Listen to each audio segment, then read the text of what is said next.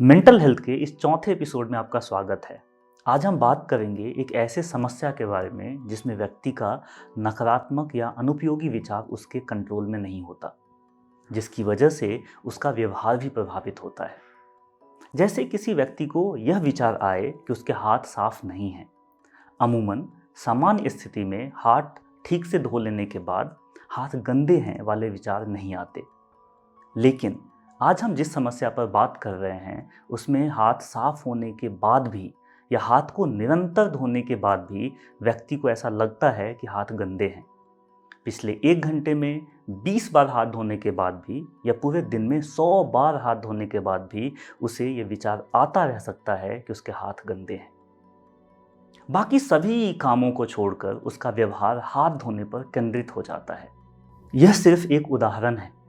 Repeated thoughts तथा repeated behaviour किसी भी चीज से संबंधित हो सकता है। यह एक प्रकार का मनोरोग है जिसे ऑब्सेशन कंपल्सन डिसऑर्डर कहते हैं।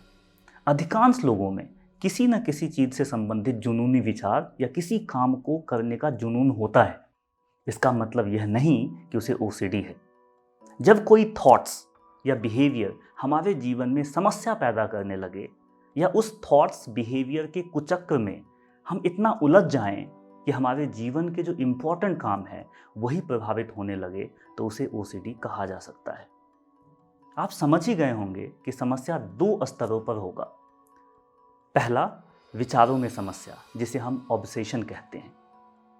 निरंतर एक ही विचार आना, जैसे कीटाणुओं से संक्रमित होने का डर, डिस्टर्बिंग सेक्सुअल थॉट्स का आना, धार्मिक या नैतिक विचारों पर अत्यधिक ध्यान देना, दूसरों या खुद के लिए आक्रामक विचार आना, अंधविश्वास या अनलक्की माने जाने वाली किसी भी चीज पर अत्यधिक ध्यान देना, सभी चीजों को सही क्रम में रखना, जैसे दूसरे के घर पर भी ये थॉट्स आना कि सामान ठीक जगह पर नहीं है, क्यों नहीं है, उसे ठीक जगह पर होना चाहिए।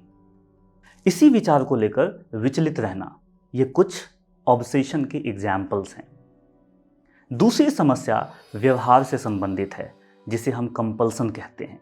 जैसे चीज़ों को बार बार घंटों तक जांचना, जैसे कि दरवाज़ा ठीक से बंद है या नहीं, स्विच ऑफ किया कि नहीं, पुराने समाचार पत्र या खाली कंटेनर जो किसी काम का नहीं उसे जमा करना, दरवाजे की कुंडी छूने, सार्वजनिक टॉयलेट का उपयोग करने तथा हाथ मिलाने का अत्यधिक डर, किसी काम को एक स्पेसिफिक नंबर में करना, जैसे हमेशा 7 बार लाइट स्विच ऑफ और ऑन करना, लगातार दूसरे के कमरे में जाकर जांच करना कि घर में सब ठीक है या नहीं।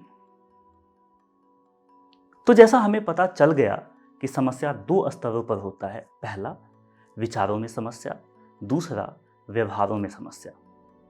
मुझे उम्मीद है कि ओसीडी को समझने में आपको मदद मिली होगी। अगले एपिसोड में हम यह समझेंगे कि ये रोग होता क्यों है तथा इसके उपचार पर भी चर्चा करेंगे। मानसिक रोग पर बात करना, उसे समझना और सही समय पर उपचार करवाना उतना ही इम्पोर्टेंट है जितना फिजिकल हेल्थ के लिए। और जैसा मैं हमेशा कहता हूँ कि अगर समस्या हो तो उसे समझें और समाधान के लिए मेंटल हेल्थ प्रोफेशनल से मिलें। किसी को मदद की ज़रूरत हो तो उसे समझाएं और कुछ भी जानकारी चाहिए तो हमें बताएं।